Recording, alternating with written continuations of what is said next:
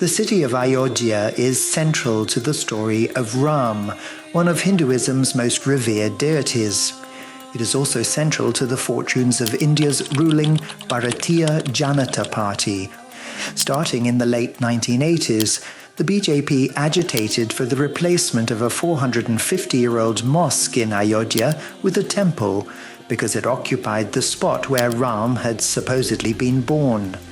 In 1992, a mob worked into a frenzy by fire-breathing speeches by the BJP's leaders did indeed destroy the mosque, prompting riots across India. 2,000 people, mostly Muslims, were killed. Since then, despite the bloodshed, the BJP has pledged at election after election to get the temple built.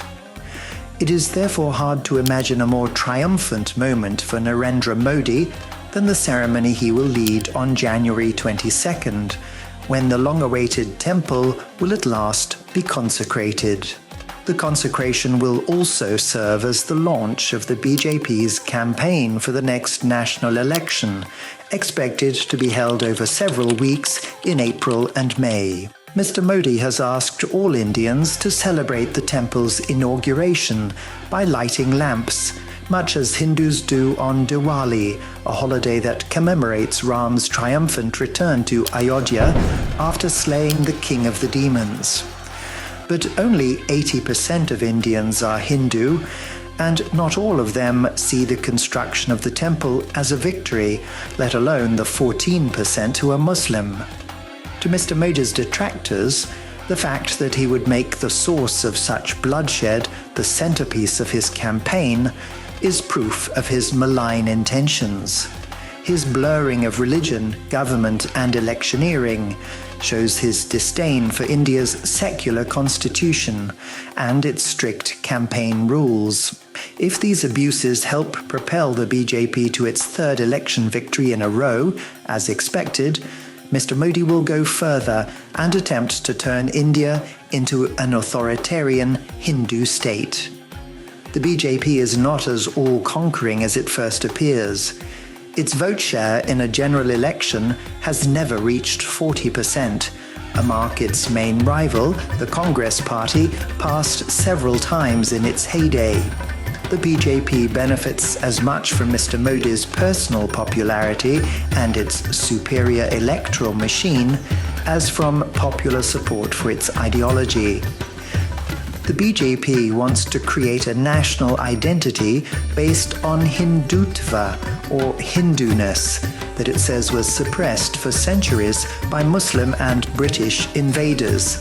Hence the Jamboree in Ayodhya, which is above all a rallying cry to the BJP's electoral base.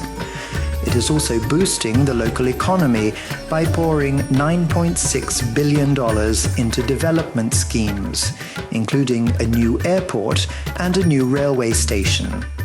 It has grand plans to turn the city into a tourist hotspot with a Ram Experience Center, a fountain park, some 60 hotels, and patriotic wedding venues. This blend of economic development and Hindu revivalism is an appealing formula for many, especially in Hindi-speaking northern and central India. Pollsters believe it will win the BJP another majority in the Lok Sabha, the 543-seat lower house of parliament, either on its own or as head of a coalition. That would make Mr. Modi India's only Prime Minister to win 3 consecutive terms since the first Jawaharlal Nehru of Congress. Mr. Modi, who is 73, is another of the BJP's strengths. His humble origins, as the son of a tea seller, strike a chord with poorer Indians. His nationalist rhetoric resonates with the aspirational middle class. His reputation as an adept, industrious administrator appeals to the wealthy. Many also applaud his efforts to raise India's international status.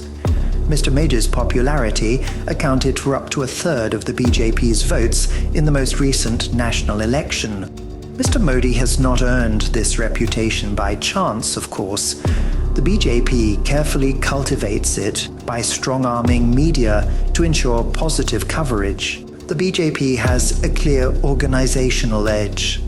The party claims to be the world's biggest, with over 180 million members, including 100 million active ones. China's Communist Party has 98 million. Managing them using a dedicated website and smartphone app, it appoints several to oversee each of India's million-odd polling stations. Under Mr. Modi, the government has rolled out new digital identification, payment, and data management platforms, which allow most Indians to access public services and receive direct cash transfers from the state. The BJP is equally organized and efficient when it comes to social media. It claims only 20 people work in its National Digital Operations Center, producing posts for its official accounts and trawling platforms for BJP-friendly content to promote. The heavy lifting is done by an army of volunteers. The party says it does not pay them, who help circulate official BJP content. These digital campaigners often use WhatsApp, even after Meta, its parent company, tried to counter disinformation by restricting mass messages. But Hindutva presents problems for the BJP as well. Its appeal is much more limited in South India, where Islam arrived not by conquest, but with proselytizing merchants. Hindu reformist movements have more influence in that part of the country, and fewer people speak Hindi, in which the BJP's leaders deliver their fiery speeches. The BJP no longer runs any of the region's states, having lost an election in May in Karnataka to Congress. And of the 130 seats representing South India in the Lok Sabha, the BJP holds only 29. That helps to explain why the BJP is not really the overwhelming force it appears. Its share of the national vote in Mr. Modi's first election victory in 2014 was only 31%. At the most recent national election in 2019, it improved to 38%, still rose short of a majority. If anything, Indian politics has become more competitive over the years as Congress's star has faded and other parties, including the BJP, have grown bigger. The BJP is just remarkably good at translating its plurality of the vote into thumping parliamentary majorities, aided by India's first-past-the-post electoral system. Were the opposition less divided and disorganized, the BJP would have much more of a fight on its hands. The party's most prominent leader is the 53-year-old Rahul Gandhi. He has recently become more confident, but has always seemed ambivalent about politics, not surprisingly given that both his father and his grandmother were assassinated. The opposition also decries Mr. Modi's failures, including the sudden withdrawal of most banknotes in 2016, the ditching of agricultural reforms after protests in 2021, and a botched response to the pandemic.